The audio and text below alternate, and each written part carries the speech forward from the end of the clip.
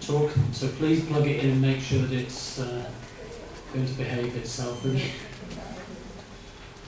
Anup is Associate Professor at the School of Human Studies at Ambedkar University, apart from being a medical doctor.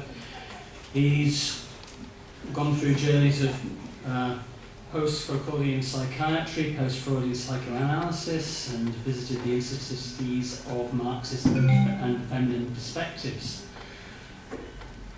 His main concentration at the moment is the question of cultural difference, and the presentation today is Transforming Others, Transforming Oneself. Thank you. I'll stick to time because I think we are a little behind. We're so behind that we're just going to go straight into dinner.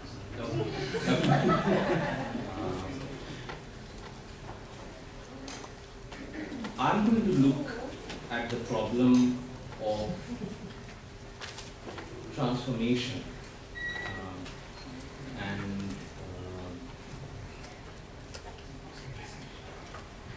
I have a PowerPoint for a change because I have to have one.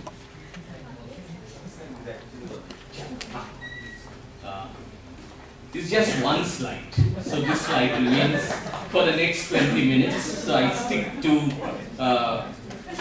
this slide and try to build on this. We have been trying for the last, I think, 4 or 5 years, making an attempt to see how we can make sense of action research or participatory action research, as Anup Dhar rightly pointed out, rendered fashionable in today's world, and anything fashionable makes me suspicious. And this has been done collaboratively. I have done it actually, so this one slide, whatever I'm sharing with you all, are not my ideas. They have been collaboratively born, I think. Whether it has led to co-liberation, I don't know. Some oppression, of course, has happened because of this, especially on students. But it has also taken many forms because of interventions by Nivedita and other Pradhanites, Deep, Kundrolika, and many others, Ajay, Smita, Parijat, Varsha, I remember. This was our little team once upon a time. And my MD colleagues, actually, who I perhaps need not name. But you have heard Rukmini, Anil, Rick, and Vinod today. And much of these ideas are coming from what they have already shared with us. So this is the beginning, a 2-minute beginning. I needed to acknowledge everybody, and the others I haven't named. You have heard only 4 of them. There are many others. I'm taking the problematic in this manner. Quickly put, our first problem in research. And I'm trying to understand what is participatory action research for us, what is action research, what do we make of it? And does it produce or does it require a repositioning of the social sciences? And I'm responding to the discussion that has happened today. Our first problematic, and this is where we were stuck, I think, was our research on existing wrongs in Indian society. So, caste. And we needed to write on these wrongs, whatever was wrong over there. Now, a real problem over here was that, would we write alone or write collaboratively? Now, the second question is, what is it to write collaboratively? And co-liberation of Hinduza is very far. Our first task was to see if we could write on wrongs collaboratively at all. And that raises Minu's point, actually. Would we be researching on or researching with? And it was a difficult question for us. And I think many of us have struggled on this question, especially our MPhil DevPrac students, development apprentices also perhaps, would we become co-researchers? Is it easy to become co-researchers? Did the Imaligura women, the 40 women, become Bhavya's co-researchers or Saroja, Rukmini's co-researchers? These are questions, a very difficult question to answer. Does it relate to the point Nivedita made in the morning, limits of theory? Did we come to reflect on limits of theory, limits of knowledge building in the social sciences, in the university, about, on, of them? Rick also brought up the question of anthropology of. And here I think there is a very important point Rick brought up. If anthropology was about knowledge by the pagan world, how did it become knowledge on the pagan world? And that transition is very important. And Anil's point, extraction, abstraction. What is the kind of business we are in? So conventional research, and this is a point I think Rick and Rukmini, Anil also I think, touched very well.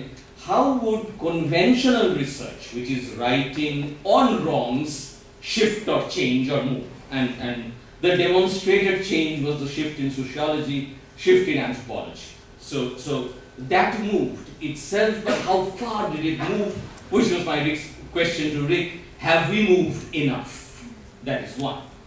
And he put it very well, I think, Rick, that have we reached a question of farmers, and I'm using farmers as a shorthand over here, or the women in Imaligura, the 40 women researching us, researching on us, or are we continuing to research on them, with them, as a difficult proposition, which is the non-West doing a reverse anthropology on the West?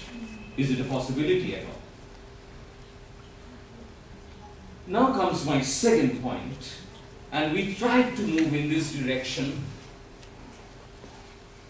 Righting wrongs. If there are a few wrongs, and my first number one is not clear, it's very messy. Have we reached there, is the question. Number two, we tried a next step, righting wrongs. And this we call transformation, for want of a better term. And I would want to distinguish between transition and transformation, or change and transformation, parivartan and rupantar, as Rukmini was putting it, I think, beautifully. So, righting wrongs, can we right a wrong? Can say, as one of our students, Shubhangi, is working on caste in Jharkhand, can she right a wrong, is the question. So, the only problem she has taken up is this. There is caste in Jharkhand. Well, that's known. There is good, thick description of caste in Jharkhand. That's known.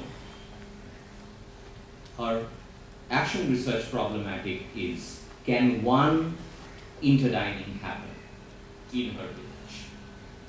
And how to reach that point of one instance of interdining where the two castes have had food together. Not intermarriage, that's too far. Interdining, one instance. So righting wrongs and the question of transformation, this we thought in terms of actioning research. So actioning number one. Can number one be converted to an action in terms of RIGHTING, righting wrongs? This takes me to two problematics actually. One is what I'm calling the philosopher in the marketplace. And this is Socrates actually, and I don't have the time to get into it. Hannah Arendt's work on Socrates as a philosopher who was different, who did not spend his time in the library, but spent his time in the Greek marketplace trying to persuasion. So can we, as researchers, be in the marketplace, is the question. Two similar examples from Indian context is Gandhi in the Salt March and Tagore in Sriniketan.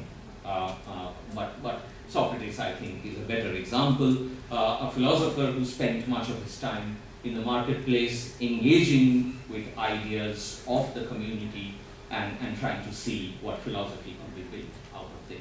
The other is the question, as I put it over there, where practice is not conceived and defined only in its dirty Jewish form of appearance. What do I mean by this? This line actually comes from Karl Marx's 11 thesis, the first thesis, where this question of dirty Jewish form comes up. What is dirty Jewish form? And I'm quoting Marx actually. Dirty Jewish is an allusion to the Jewish God of the Old Testament who had to get his hands dirty making the world. And this is tied up with a symbolic contrast between the Christian God of the Word and the Jewish God of the deed. So there is an interesting turn over here. While the Jewish God had dirtied his hands trying to create, the Christian God had become a God of the Word rather than of the deed. And there is something in the history of Western philosophy. One, Rick pointed out. The second is this one, where the deed was seen as dirty. So practice is dirty, but thought, cognition is important or interesting, and this is the point I want to build over here. However, this relates to Nivedita's point, limits of practice in the morning. We sometimes get into righting wrongs as a skill. So we go on righting wrongs in a manner that gives us the sense that, well, we can do this, and this raised for us a critical question. What is the distinction between righting wrongs as a skill-driven, somewhat technological, technocratic exercise and transformational metamorphosis? What changes? This takes me, and I'll read out a little part over here. I hope Chirashri and Nandini were here when I'm doing this, but it's okay. Let us to the question of transformation. What is transformation and how do we think of transformation? And that's the distinction I'm making. The equal to is an uneasy equal to over there. How do we distinguish between righting wrongs, what wrong we corrected and what transformation happened? I'll get into a little bit of the paper, which I can quickly read out. With respect to transformation, we were making three distinctions, and I'm not at all suggesting these are the only distinctions. It can be imagined in other ways. In my moments of madness, I have imagined it in this way. Transformation of self, transformation which is called political transformation, and three, transformation that could be called social transformation. This I have to explain in 5 minutes. 1. Political transformation, which is being increasingly handed over to political parties and is usually being imagined as transformation through the vote or in Marxist circles as revolution, quote unquote. Both imagine transformation in terms of a restructuring of usually state power. And this is where I wanted to respond. Here the belief or the assumption is that political transformation will be followed by a long-term, long-drawn, slower social transformation. However, the idea of the political and of power changed in the last couple of decades. Power is no more seen as concentrated or condensed in the state. The ubiquitousness of power and the productive nature of power has led to the increased realization for engagement in what could be called, for want of time, new social movements.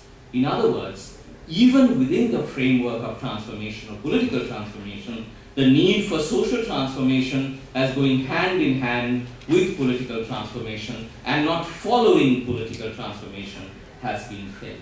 And this is a question that I wanted to highlight over here. While in conventional our classical understandings of political transformation, the assumption was that social transformation will follow the political, and that both would be required. Nobody said no to either. The question was whether they would go together or they would follow. So first the state apparatus changes and the social will change slowly. But in both, it would be interesting to note that the need for self-transformation, though reiterated at certain times in certain moral practices or ascetic practices, was not put to critical interrogation. Once again, the assumption was that the change of structure shall take care of the change of in the self or the subject, a point Vinod, who is, I think, our soul in development practice, repeatedly reminds us that Anup, nothing changed, shut up, okay? And if you are going to speak for 20 minutes, speak 15 minutes on success, but at least spend 5 minutes on failure. So I think that is an important point. A parallel working through on the ethics of the self or subject was not so much on the agenda. So this raises the question of the transformation of self. We remain a little skeptical now of political or social transformation that does not transform the self, at least significantly.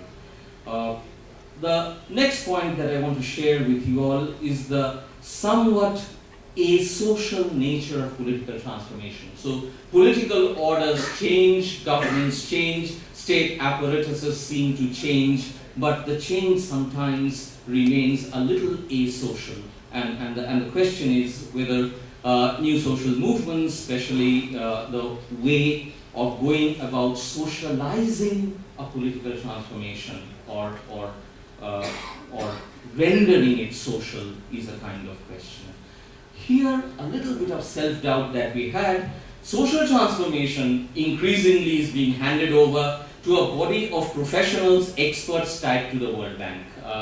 However, social transformation is an older concept. Really? Oh, okay. Is an older concept and it could be revisited. Give me 2 minutes, I just wind up. Self-transformation so the only point I'm making is that social transformation need not be done only by experts, sponsored experts. A society, a village, a community, whatever problematic with the community question, could think of social transformation. Self-transformation, interestingly, is being handed to mental health professionals. And could there be other philosophies of self-transformation that are not mentalized or psychologized necessarily? This takes us to the last point, actually, where the question is of righting wrongs, and which is what I'm calling researching action itself. So while the first point was actioning research, our question to us was, can we research action once we have done it? So can we write on righting wrongs, which takes us to the question of researching transformation itself. And this is the point I've made earlier. The right kind of transformation makes us happy. The left kind of transformation, the right kind of transformation makes us happy. The left kind of transformation also makes us happy. The right-wing kind of transformation makes us unhappy. But we don't know how transformation happens. So a need to research transformation remains on the agenda for us. I'll end with this one question with respect to the philosopher. The philosopher in the marketplace, does she redefine philosophy? Where philosophy is not an academic discipline, and I'm saying philosophy because the MPhil program is a master of philosophy. Where philosophy is not an academic discipline but a way of living. Art of living counter to forms of fascism. Where the practice of philosophy is a way of becoming. Where philosophical activity is not a form of accumulating knowledge but an exercise. an exercise where philosophy is to form, transform, and not just to inform. Where philosophical practice was to transform oneself and the way one sees. Where philosophy was the practice of a certain way of living and speaking, a certain way of being with oneself and with others. Where philosophy is an exercise in self-transformation and world transformation. Thank you.